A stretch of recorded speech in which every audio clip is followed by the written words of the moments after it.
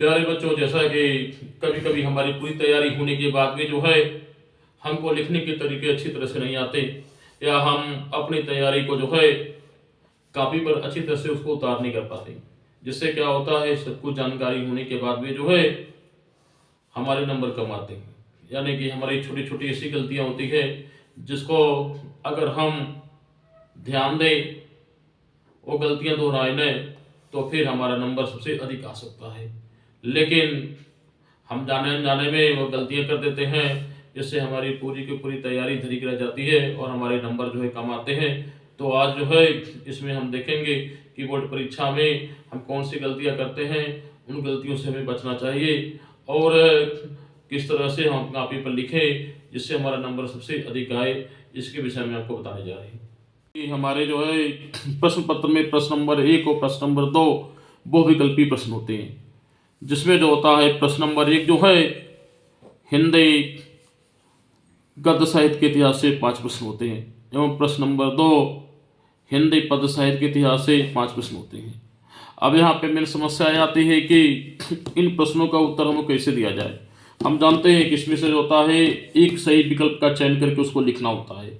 जैसे कि मान लीजिए एक प्रश्न है कि सरस्वती पत्रिका के संपादन कौन थे।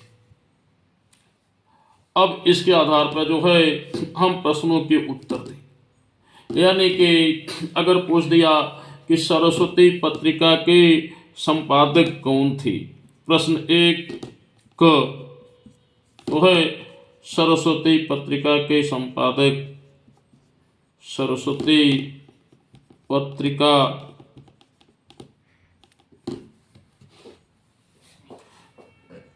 सरस्वती पत्रिका के यशस्वी संपादक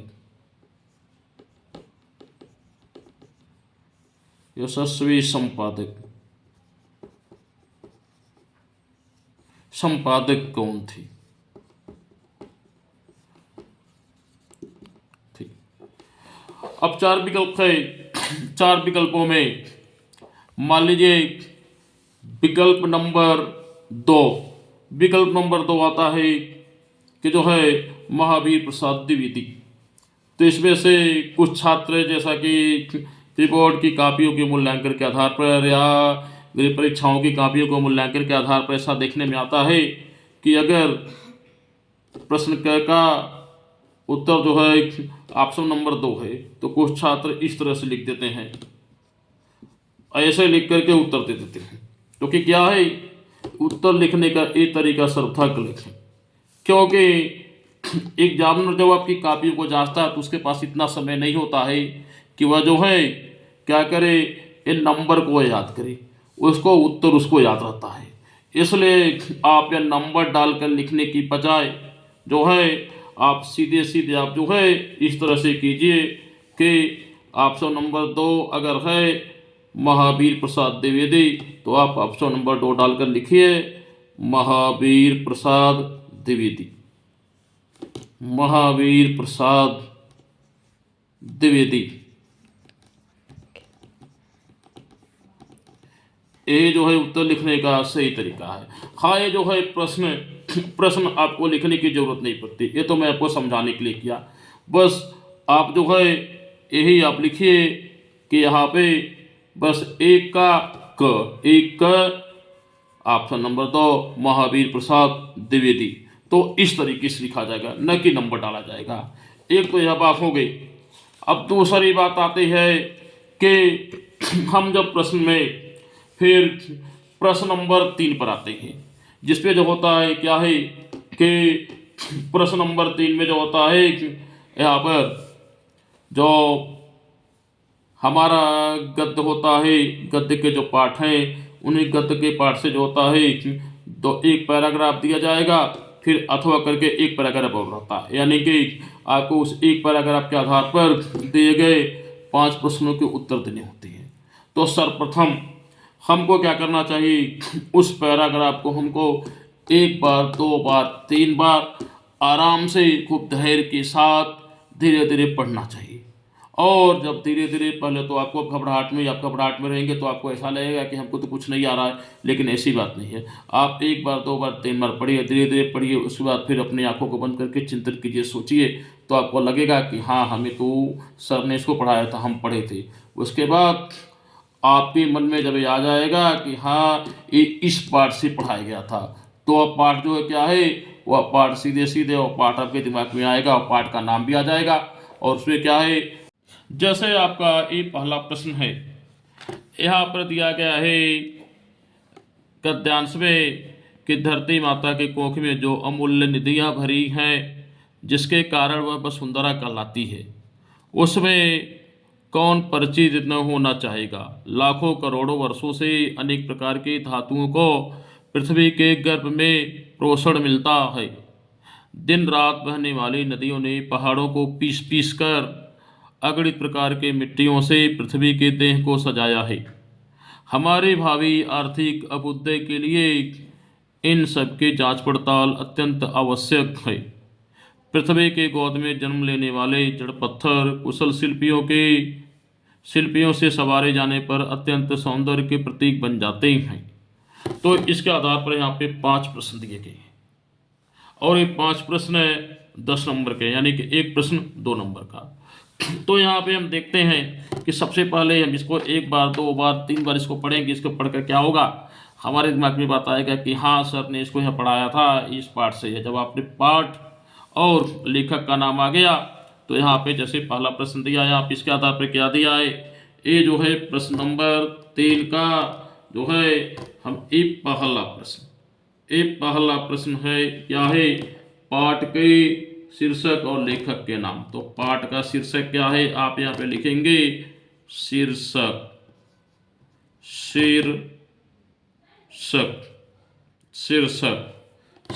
में आप लिखेंगे राष्ट्र का स्वरूप।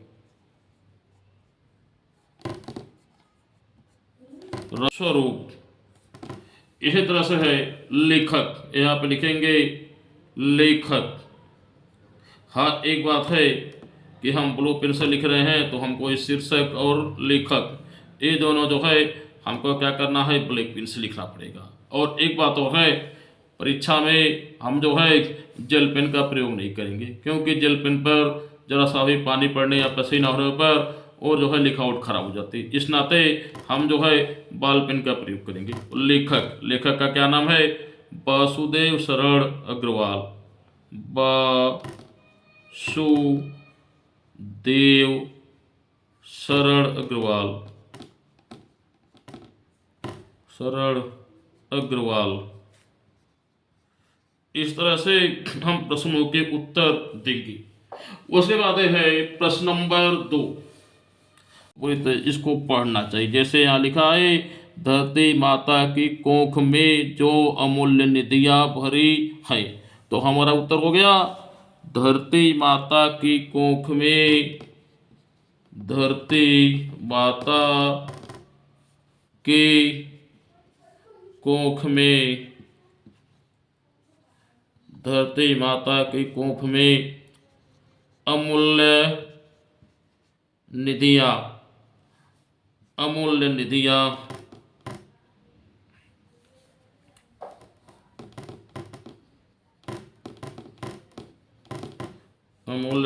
भरी पड़ी हैं।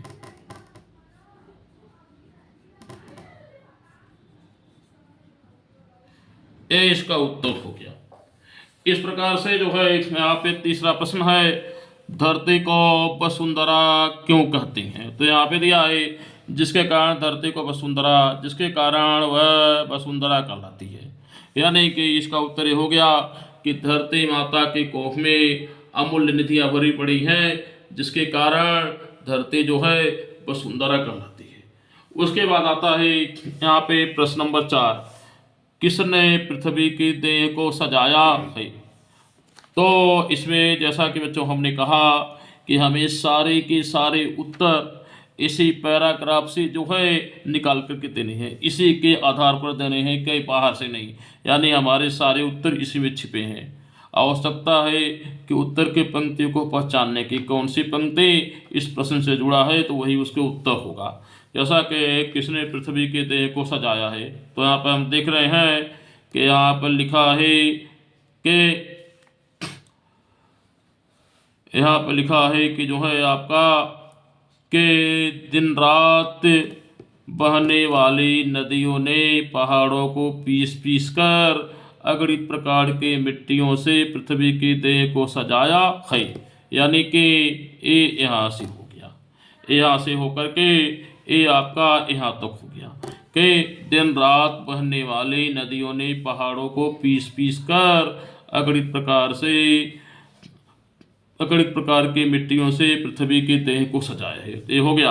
अब यहाँ पे दिया है रेखांकीकंस की व्याख्या, यानी कि रेखांकीकंस यानी जिन लाइन के नीचे जो है रेखा खींचा गया, जिन पंक्तियों के नीचे जो है लाइन खींची गई, रेखा खींचा गया, वो रेखांकित। जैसे रेखांकित शब्द यहाँ पर हो गया, रेखांकीकंस पृथ्वी के गोद में जन्म लेने वाले जड़ पत्थर कुशल शिल्पियों से संवारे जाने पर अत्यंत सौंदर्य के प्रतीक बन जाते हैं।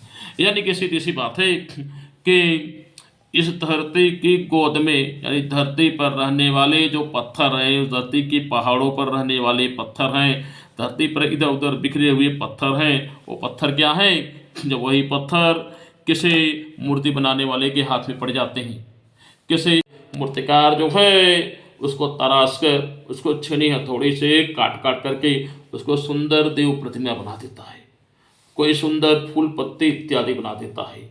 और क्या होता है, इससे क्या है, वही सामान्य सा पड़ा हुआ पत्थर जो उपेक्षित है, आज एक मूर्ति बनने पर, कोई फूल पत्ती बनने पर क्या है, लोगों की श्रद्धा का, लोगों के लिए देखने का जो है प्रतीक बन जाता है, यानी कि उसमें सुंदरता प्रकट हो जाते है। यही बात इसमें है।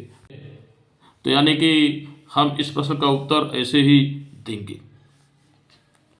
अब बात आती है पद्यांश की। पद्यांश की जो बात आती है, तो पद्यांश में हम क्या होता है, पद्यांश यानी कि कविता की बात, कविता की बात पद्यांश है, यानी कि कविता को हम किस तरह से कविता को रखेंगे, किस तरह से लिखेंगे।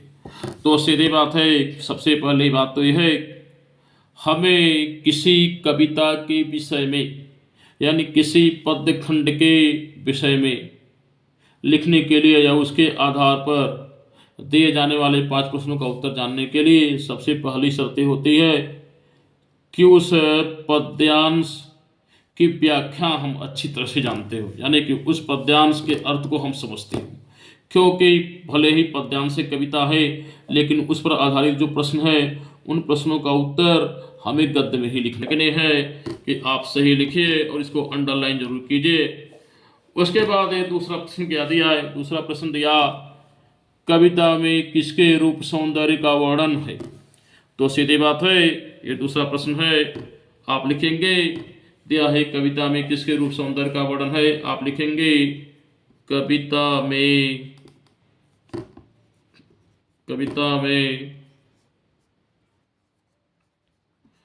श्रद्धा के रूप सौंदर्य का वर्णन है।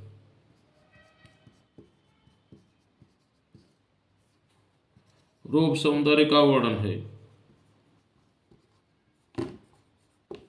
फिर हम आते हैं तीसरे में तीसरा है, बिजली के फूल से क्या तात्पर्य है। यानी कि बिजली का फूल, यहाँ पर बिजली के फूल का वर्णन है, लिखा है एक बिजली का फूल खिला हो जो बिजली का फूल मेघ बन बीच गुलाबी रंग। तो सीधी बात है, हम लिखेंगे कि जिस तरह से काले काले बादलों के बीच अचानक बिजली चमकती है, तो लगता है कि जैसे बिजली के बीच में जैसे कोई फूल खिला हो, यानी काले काले बादलों के बीच में जो होता है, जब अचानक बिजली चमकती है तो अंधेरे में प्रकाश हो जाता है, हमको लगता है जैसे बादलों के बीच में कोई फूल खिला हो। इसी तरह से नीले वस्त्रों के बीच श्रद्धा के शरीर का जो अंग झांक रहा है, उसको देखकर ऐसा लग रहा है जैसे उसके वस्त्र रूपी बादलों में उसके शरीर के अंग रूपी बिजली का फूल खिला हुआ है। तो सीधे हम कहेंगे यहाँ पर श्रद्धा के वस्त्रों के बीच दिखाई देने वाले उसके शरीर के अंग से बिजली के फूल की तुलना की गई है। उसके बाद यहाँ पर फिर आता है कि रेखांकीकंस की व्याख्या कीजिए। तो आप देखते हैं रेखांकीकंस यहाँ पे है, नील परिधान बीच सुकुमार, खुल रहा मृदुल अधखुला अंग। तो इसमें हम यहाँ पे इसकी व्याख्या के लिए है क्या होगा इसका कि नील परिधान बीच सुकुमार, यानी कि नीले वस्त्रों के बीच में, नीले वस्त्रों के बीच में श्रद्धा का कोमल शरीर, श्रद्धा का कोमल शरीर बहुत ही सुंदर लग रहा है। और उसके कुछ शरीर के ऐसे अंग जो वस्त्रों के बीच से झांक रहे हैं, उसका जो खुला हुआ जो अंग है, जो कपड़े से जो खुला हुआ शरीर दिख रहा है, वो क्या है, वो मुलायम शरीर के अंग जो है दिखाई दे रहे हैं। इसका मतलब ही होगा। अब यहाँ पर है उपयुक्त पद्यांश में कौन सा अलंकार है, तो यहाँ पर हम देख रहे हैं कि नील परिधान बीच सुकुमार, खुल रहा मृदुल अधखुला अंग, खिला हो ज्यों बिजली का फूल। खिला हो ज्यों बिजली का फूल, यानी कि जैसे बिजली का फूल खिला हो। तो सीधी बात है कि खिला हो ज्यों बिजली का फूल, मेघ बन बीच गुलाबी रंग, यानी कि जैसे बिजली का फूल खिला हुआ है। तो यहाँ पर इसमें हम उपमा अलंकार है, इसमें उपमा अलंकार की बात हम करेंगे। तो ये बात यहाँ पे इसको हमने देखा, इस तरह से इसकी बात होती है। बात आते हैं कि लेखकों और कवियों का साहित्यिक परिचय। आप जानते हैं कि एक लेखक और एक कवि का साहित्यिक परिचय देना होता है। जैसे 5 नंबर लेखक के साहित्यिक परिचय का और 5 नंबर कवि के साहित्यिक परिचय का, यानी कि इस पर 10 नंबर का होता है। एक बात यहाँ पर विशेष ध्यान देने की है कि यहाँ पे जो है जीवन परिचय नहीं लिखना होता है, क्योंकि जीवन परिचय हम हाई स्कूल में पढ़ चुके हैं। यहाँ पर आपका विषय होता है साहित्यिक परिचय। साहित्यिक परिचय, अगर आप जीवन परिचय लिखना ही चाहते हैं तो आपको जीवन परिचय 4 से 5 पंक्तियों के अंदर जो होता है समेट लेना चाहिए। यानी जीवन परिचय 3, 4, 5, बस 5 पंक्ति का सिर्फ जीवन परिचय होना चाहिए और इससे अधिक जीवन परिचय नहीं होना चाहिए। अगर आप किसी लेखक का साहित्यिक परिचय लिख रहे हैं तो लेखक के साहित्यिक परिचय में जो होता है भाषा शैली, भाषा। तो अगर आप किसी लेखक का साहित्यिक परिचय लिख रहे हैं तो इसमें जो होता है क्या है भाषा, लेखक की भाषा क्या है, भाषा में क्या है, भाषा खड़ी बोली है, भाषा में तत्सम शब्द है, तद्भव शब्द है, भाषा में अरबी फारसी शब्दों का प्रयोग किया गया है। दक्षिण भारत का लेखक है तो उसकी भाषा में दक्षिण भारतीय शब्द है, या भाषा में जो है कुछ लोकल स्तर के शब्द है, जैसे कि पूर्वी का शब्द है, भोजपुरी के शब्द हैं, अन्य शब्द है, अवधी के शब्द हैं, ये शब्द हैं, या जो है फारसी के अंग्रेजी के शब्द आते हैं। तो जो है भाषा किस प्रकार की है, यानी कि भाषा भावों को अपने प्राचीन भारतीय गौरव को दिखाने का प्रयास किया। एक महान लेखक के रूप में इनके योगदान को हिंदी साहित्य में हमेशा याद किया जाएगा। तो ये बात जो है इस तरह से होती है। जहाँ तक बात आती है एक कवि की, तो कवि और लेखक में यही फर्क है कि हम कवि का भी मानते हैं साहित्यिक परिचय के अंतर्गत एक सामान्य परिचय देते हैं, और वह सामान्य परिचय देने के बाद हम क्या करते हैं तो वो सामान्य परिचय दे देंगे हम। उसके बाद हम क्या करेंगे, कवि का साहित्यिक परिचय भी लिखते समय 4 से 5 लाइनें में जो है उसके जीवन परिचय के विषय में छोटा छोटा लिख देंगे। उसके जैसे कि मान लीजिए अयोध्या सिंह उपाध्याय हरिऔध, तो हम लिखते हैं कि अयोध्या सिंह उपाध्याय हरिऔध द्विवेदी युग के एक प्रमुख कवि हैं, जिन्होंने प्रारंभ में ब्रजभाषा में अपनी रचनाओं को लिखना शुरू किया, लेकिन जो है आचार्य महावीर प्रसाद द्विवेदी की प्रेरणा से वे खड़ी बोली में लिखने लगे। और आचार्य महावीर प्रसाद द्विवेदी ने जब कहा कि जो है कि क्या कि आप जो है हिंदी साहित्य में जो कुछ उपेक्षित नारियां हैं, जैसे कि रामायण है, रामायण में कुछ उपेक्षित नारी पात्र हैं, जैसे जो है आपका कैकेयी हो गई, उर्मिला हो गई, तो इन सबको जो है आप इन सब के ऊपर भी आप ध्यान दीजिए। उन्होंने उस पर ध्यान दिया।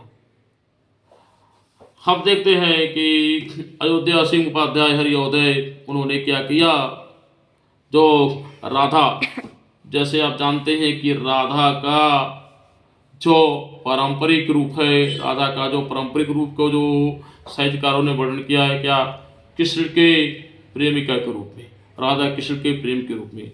लेकिन यहाँ पर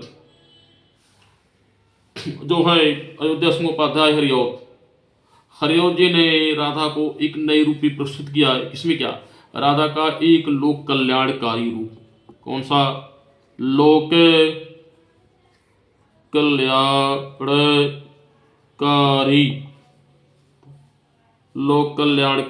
लोक कल्याणकारी रूप दिखाया है। किसने दिखाया है? अयोध्या सिंह उपाध्याय हरिऔध।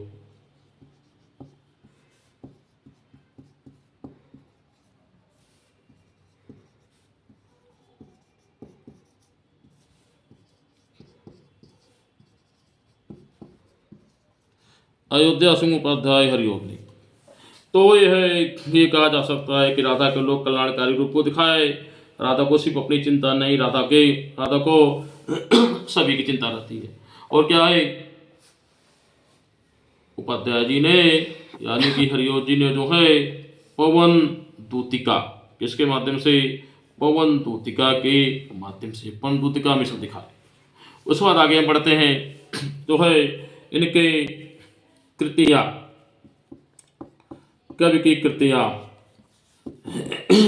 कृतियों में हम जो लिखते हैं कि कवि की कौन कौन सी कृतियाँ हैं, तो आप जानते हैं चुगते चौपदे, चोखे चौपदे, जो है चोखे चौपदे, रसकलश, और आपका जो है अन्य कई रचनाएं, यानी कवि की कृतियाँ हैं।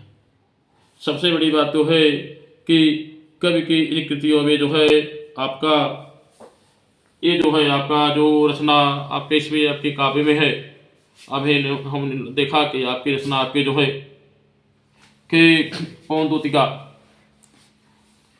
के विषय में जो बताया गया है कि पवन दूतिका जो है किस रचना का भाग है, पवन दूतिका किस रचना से पवन दूतिका आया है, तो ये सब जो है इसमें जो है इसमें भी दिया है। और आप यहाँ पे देख सकते हैं कि इनके विषय में किस तरह से जो है इनके विषय में जो है बताया गया है। अब यहाँ पे जो हम देखते हैं कि अयोध्या सिंह उपाध्याय का है, और आप जानते हैं कि पवन दूतिका आपकी पुस्तक में आपके है। और ये क्या है कि इनकी रचना जो है प्रिय प्रवास, और इनकी रचना जो है प्रिय प्रवास। तो प्रिय प्रवास में जो है इन्होंने क्या किया कि राधा कृष्ण के प्रेम फला, यह अब दिखाया कि किस तरह से कृष्ण चले गए और राधा जो है लोक कल्याण की भावना से समाहित होकर कैसा करती है। तो इनकी रचना में प्रिय प्रवास और अन्य रचनाएं। रचना लिखने के बाद हम यहाँ पे लिखना शुरू करते हैं जो है काव्य सौंदर्य। क्या चीज है? काव्य सौंदर्य, यानी कि इस रचना के बाद हम लिखते हैं जो है काव्य सौंदर्य।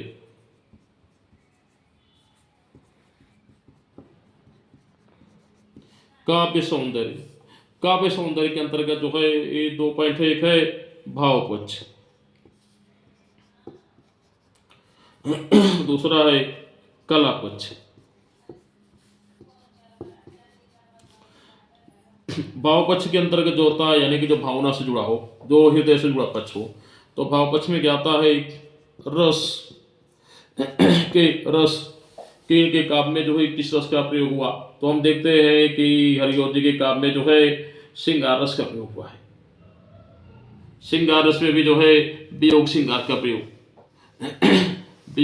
का प्रयोग जो है यहाँ पे हुआ है कि राधा का कृष्ण के वियोग में तड़पना और पवन दूतिका को जो है अपना दूती बना करके मथुरा नगरी में कृष्ण के पास भेजना। तो ये जो है क्या है? वियोग श्रृंगार। और जो है वियोग श्रृंगार का अधिकतर प्रयोग हुआ है। उसके बाद इसके साथ ही साथ जो है इन्होंने जो है कई पर करुड़स का प्रयोग, आप लिखते हैं करुड़स का प्रयोग। फिर लिखा जाता वहाँ पे कि हरिओ जी ने प्रेम के दोनों पक्षों का वर्णन किया, जिसमें राधा के द्वारा कृष्ण के विरह में तड़पना और पवन दूतिका को पुनः दूती बनाकर कृष्ण के पास भेजना, तथा जो है कृष्ण के शारीरिक सौंदर्य के विषय में बताना, कृष्ण की पहचान को बताना, उसके साथ साथ खेत में थकी हुई किसान की पुत्री के विषय की, किसान की पुत्री की चिंता, किसान की चिंता, धूप में झुलसती हुई औरत की चिंता, ये सारी चीजें जो है इसमें इन्होंने जो है अपनी भाषाई चीजों में जो है इन्होंने क्या किया है, खड़ी बोली का एक नए रूप में प्रस्तुतिकरण किया। इसके बाद अब यहाँ पाते हैं आपका कला पक्ष। कला पक्ष यानी कि शरीर पक्ष से है। सौंदर्य जो है भाव पक्ष अगर आत्मा का है तो कला पक्ष शरीर से है। जैसे कि कला पक्ष में छंद आता है, यानी किस छंद का प्रयोग किया गया है, दोहा है, सोठा है, चौपाई है, किसी नए छंद का प्रयोग किया गया है, भाषा कौन सी है, कौन सी भाषा का प्रयोग किया गया है, इसमें कला पक्ष में लिखा जाएगा। उसके बाद जो है अलंकार कौन कौन सा है, किस अलंकार का, जैसे क्या है इसमें अनुप्रास का प्रयोग भी हुआ है, उपमा का प्रयोग अधिक हुआ है, कहीं कहीं पर जो है आपका रूपक अलंकार, रूपक के साथ साथ जो है उत्प्रेक्षा का प्रयोग भी हुआ है। उसके बाद आता है साहित्य में स्थान। तो साहित्य में स्थान जैसा कि आपको समझाया गया, पढ़ाया गया है, आप आराम से लिख सकते, इसमें कोई दिक्कत नहीं है, बस इसी तरह से लिखना है।